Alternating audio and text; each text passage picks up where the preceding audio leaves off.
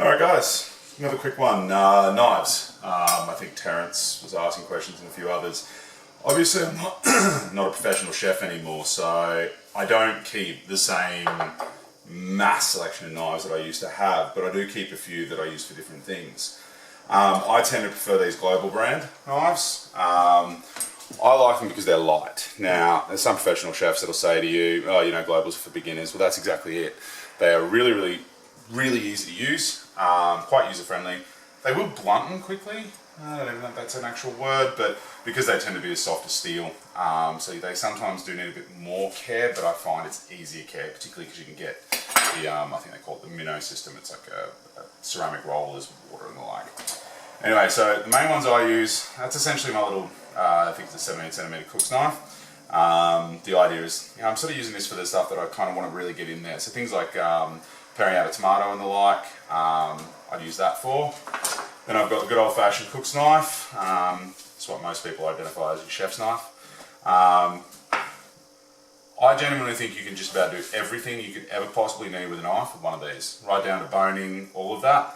It's not going to be as perfect, but you will get away with it. Very sturdy knives. The back of them is quite dense too. You can use it to break things. You can use it to break through bones.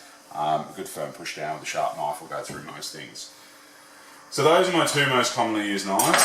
If I'm doing a lot of veg, you know, big things like pumpkins and the like, and you want that sort of more stable push down, that's just your standard sort of veggie knife, veggie cleaver. Not quite as big as a full cleaver, so I wouldn't be trying to fully smash through bones with it, but for a lot of that heavy veg work, and even because of the sort of shape of it, it's a lot easier to sort of go straight down, which you don't typically tend to do all that often anyway.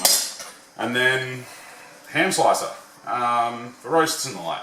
This I was actually using back when I was professional, and the amount of roast I've sliced with that is absolutely brilliant because you've got long, nice strokes, and it stays quite, yeah. And it's also handy as an emergency spatula. When it comes to keeping knives sharp, I think most of us outside of a professional setting, you're dreaming if you think you're going to keep it as sharp as the day you bought it, but you can keep them, you know, insanely sharp. Most of these, you know, I've gotten a little bit lazy with, but they'll still cut through most things easily. What I'm going to do though, I guess show you quickly how we use the steel. I'm probably still a bit out of practice, but that is a ceramic steel designed for these sort of softer metal knives. It's not as abrasive, whereas this is your traditional diamond steel, so it's actually quite abrasive. Now, if you were to just use one of these, you are going to be very sad when you start to develop a bow in the bottom of your knife, depending on how you go about it. So this is designed to sort of almost strip a teensy bit off your knife as you go. So as you're coming down the knife, you kind of want about a 45-degree angle, and all you're doing is setting your whole blade against and pulling down in smooth motion. You see some people there and they're going a million miles an hour. It's really not necessary. If you're not comfortable to do it like that, feel free. Don't point this at anyone. Talking to you, Maisie. Point the knife away from yourself, going towards a bench or something like that, about a 45-degree angle, and just straight down, and then vice versa. Okay? Now, speed doesn't particularly matter. Good long strokes, whole length of the knife, running it down, that's what matters. Alright? Now, with your diamond steels, you don't want to overdo it. You don't want to do too many runs over because, as I said, you are actually stripping a tiny layer off the knife. Your ceramic steel is much the same, except it's more of a polishing surface. So when it comes to sharp blades, what changes whether a knife is sharp anymore or blunt is if you think of the metal as a straight thing, it starts to get little dents and little wobbles in it and the like. Not exactly visible, but the idea of steeling them is you start to straighten that out. So with the ceramic steel, it's more polishing that surface, bringing it back to a nice, neat, sharp. And again, we're just giving it a few runs. You don't need to run over it a million times. If you've got a half-decent knife and a decent steel, so that's perfectly sharp. After you sharpen your knife, always give them a wipe because you'll have little, you know, particles left on it. And your steels you should wash fairly regularly. with cutting things, I guess, people are so scared because most of us have blunt knives, okay? So when you got a blunt knife, you got to get through anything, whereas a nice sharp knife just goes through things like butter.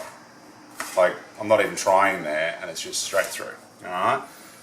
When it comes to actually cutting things with a knife, one of the things you've got to remember is let the knife do the job. Like, so first things first, curl your fingers under, make a flat surface, alright? The worst you can do, clip the knuckle. Use the whole length of the knife.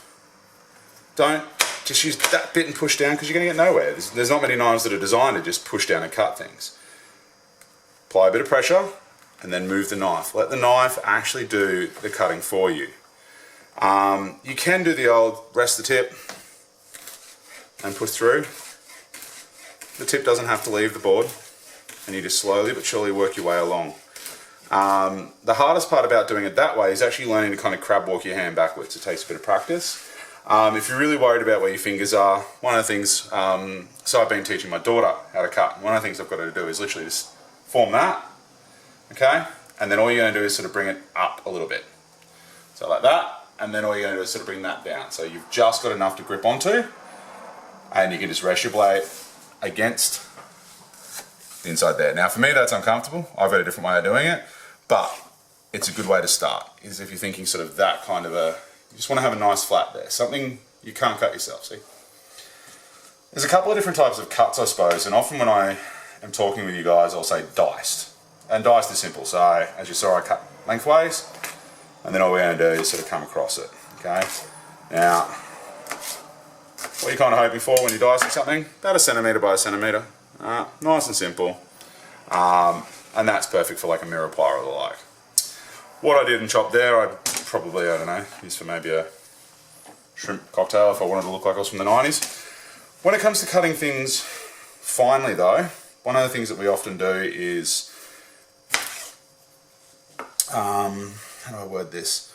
We kind of overthink it. So really don't, if you're going to cut something like say celery and you want it really finely diced, chop it down into small workable bits, grab a hold,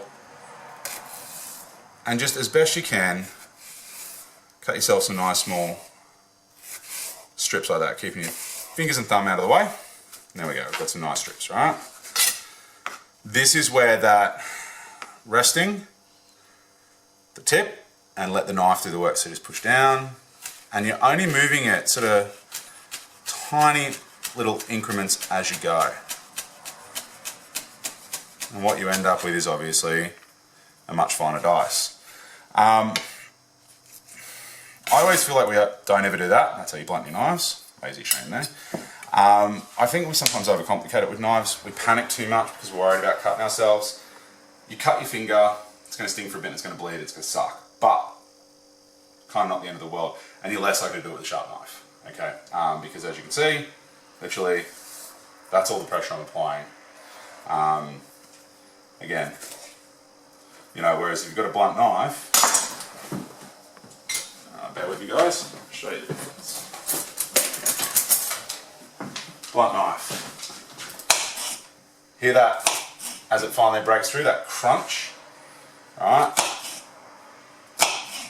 Now, that's the amount of force I'm having to apply.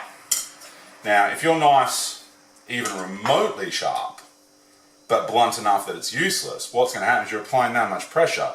If you do slip, the amount of pressure there, you will put any knife straight into your skin, much, much worse than you're coming across nice and lightly, and, oh, caught my finger, oh, it's a bit of a cut, that's all there is to it.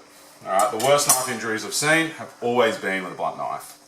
Guys, try and get yourselves a decent knives. I know they're expensive, but when it comes to, I guess, cooking, think about it like this. If you have a nice big joint, like big whole rump, you can buy them for about $9 a kilo, and they're a lot easier to cut up with, say, a nice, proper sharp knife, as opposed to, you know, paying a butcher $26 a kilo for pre-cut meat. Alright guys, chat to you later.